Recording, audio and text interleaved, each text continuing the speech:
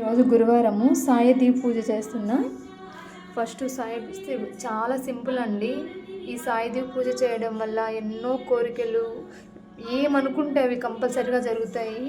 ఇప్పటికి నేను 8 సంవత్సరాల నుంచి ఈ సాయి దీప్ పూజ చేస్తున్నాను. నాతో పాటు మా హస్బెండ్ కూడా చేస్తున్నారండి. ఫస్ట్ ఈ సాయి దీప్ పూజ ఎలా చేయాలంటే చాలా సింపుల్ అండి. గణేషుని చేసుకొని చిన్న గణేష్ పసుపు ముద్దను చేసుకొని ఇలా గణేష్ పసుపు ముద్దను ఇక్కడ పెట్టుకొని పసుపు బొట్టు పెట్టుకోవాలి. తర్వాత 2 పూలు తాంబూలం పెట్టాలి, అగరబత్తి అండి, హారతి ఇచ్చి గణేష్ సంబంధించిన అష్టోత్తర నామాలు చదువుకొని గణేష్ పూజ అయిపోయిన తర్వాత సాయిబాబా ఫోటోని ఇలా బొట్లు పెట్టుకొని ఇలా పూలతో అలంకరించుకోవాలి.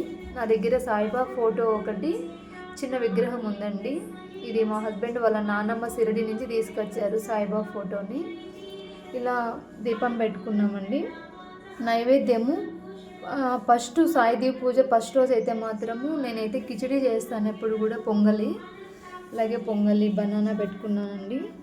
తర్వాత చాలా సింపుల్ అండి. ఇంకొకటి ఏంటంటే ఈ సాయిదీప్ పూజ చేసేటప్పుడు కంపల్సరీగా తినే చేయాలి, తినకుండా అస్సలు చేయకూడదు ఎట్టి పరిస్థితుల్లో.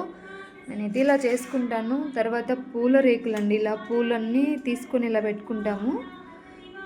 అష్టోత్తర నామాలు సాయిబాబాకి అష్టోత్తర నామాలు చదివేటప్పుడు ఒక్కొక్క నామం చదువుతూ ఒక్కొక్కసారి వేస్తానండి నేను ఇలాగే 5 వారాలు 5 గురువారాలు చేశాను. ముడుపు కూడా అండి, ఒక పసుపు క్లాత్లో 1 రూపీ కానీ 11 రూపాయలు కానీ ఇలా ముడుపు కట్టుకోవాలి. ముడుపు కట్టి సాయిబాబా పాదాల దగ్గర పెట్టుకుంటున్నాను నేను.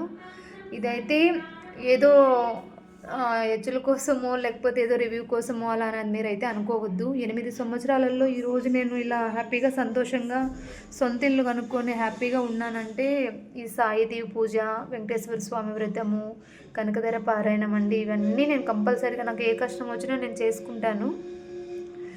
ఓపికగా చేసుకుంటే చాలు. నియమనిష్టలు అయితే ఎలాంటివి లేవు. మంచి మనసుతో అనుకొని ఈ సాయిదేవి పూజను ఎవరైనా చేసుకోవచ్చు. కంపల్సరిగా 3వ వారంలోనే మీకు మంచి రిజల్ట్ వస్తుంది. నమ్మి చేయాలండి. కొంతమంది పూజ చేసిన తర్వాత మాకు జరగలేదు, అలా లేదు, ఇలా లేదు అంటారు. అదంతా తప్పు.